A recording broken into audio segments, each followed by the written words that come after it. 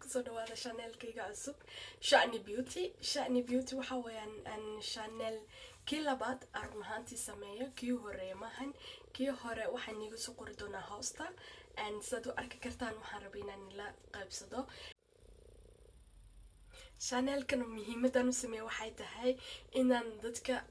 dadkayga Soomaaliyeed meel kasta ay ku nool yihiin aan la qaybsami karo hobbigayga sida tinta shallaysigayga nafaqaynteeda hagaajinteeda iyo dabitaankayga iyo noocyo badan oo tinta ku saabsan iyo maxal dahay